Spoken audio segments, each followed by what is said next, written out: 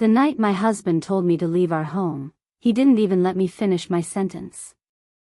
He stood in the doorway, arms crossed, jaw tight, and said, "I believe my daughter. Pack your things. No questions. No doubt. No hesitation." 4 weeks later, he called me and demanded an apology. So I showed up with divorce papers instead. And that's when his daughter completely lost it. I met my husband when I was already careful with my heart. I wasn't naive. I had lived, loved, and learned enough to know that blended families required patience, boundaries, and honesty. He was a widower with a teenage daughter, and I understood that I was stepping into a life that already had deep emotional roots. In the beginning, his daughter and I were polite. Not warm, but civil. I never tried to replace her mother. I never overstepped. I respected her space, her grief, and her loyalty to the memory of the woman she lost. But respect doesn't always earn acceptance. As the years passed, subtle tension grew. She didn't like that her father laughed more. She didn't like that the house felt lighter. She didn't like that I had a voice in decisions that used to be only theirs. And slowly, quietly, she began rewriting the story of who I was. At first, the accusations were small. She ignores me. She talks down to me. She doesn't like me. I tried addressing them calmly. I suggested family conversations. Therapy. Open communication. But something shifted when she realized something important. Her father believed her. Without question. That realization gave her power. Soon, the stories became sharper. She yells at me when you're not home. She says I'm a burden. She wants me gone. Each time, my husband would look at me differently, less curious, more certain. I felt like I was standing in a courtroom where the verdict was already decided. The final lie came suddenly. He came home late, face hard, eyes cold. He didn't sit. He didn't ask how my day was. "She told me everything," he said. I asked what everything meant. "She said you threatened her. That you told her she was the reason my first marriage failed." I felt the room tilt. I denied it immediately. I begged him to talk it through. To ask questions. To listen. But he didn't want clarity. He wanted loyalty. And he had already chosen who deserved it.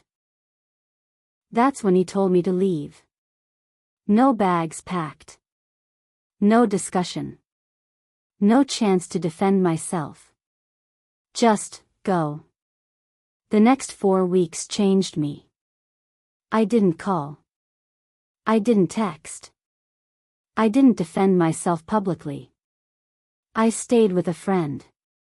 I cried privately. I replayed every moment, wondering how love could turn into exile so quickly.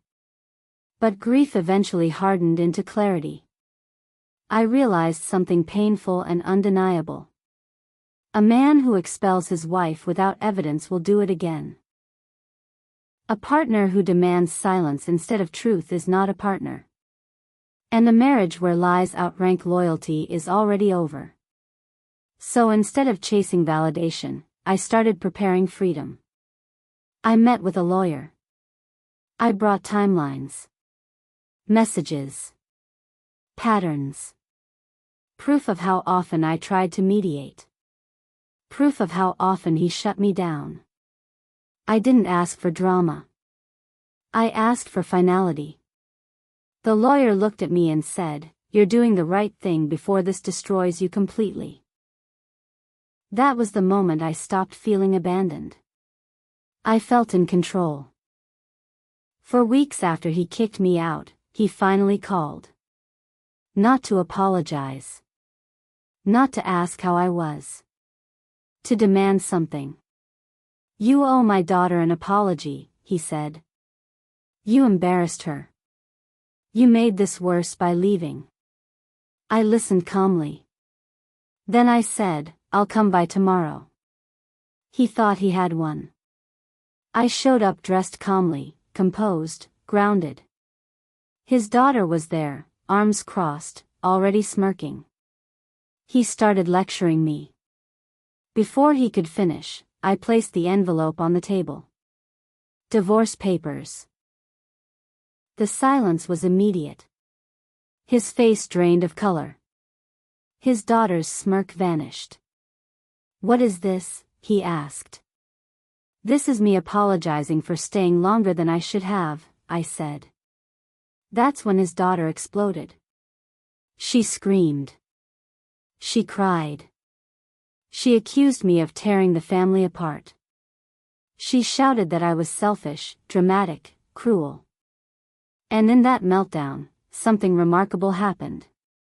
She told the truth, by accident. She admitted she exaggerated. She admitted she wanted me gone. She admitted she thought he'd choose her no matter what. And he heard it. He looked at her like he had never seen her before. She realized too late that power has consequences. He turned to me, voice shaking, and said, "We can fix this." But I was already gone. I begged you to listen, I said. You chose belief over truth. Now you get the result. I walked out. The divorce was clean. I didn't fight for revenge through assets or reputation. My revenge was dignity. His daughter lost control of the narrative she created. He lost the marriage he didn't protect. And I gained peace I didn't know I deserved. Some people think revenge has to be loud. Mine was silent, legal, and permanent. The end.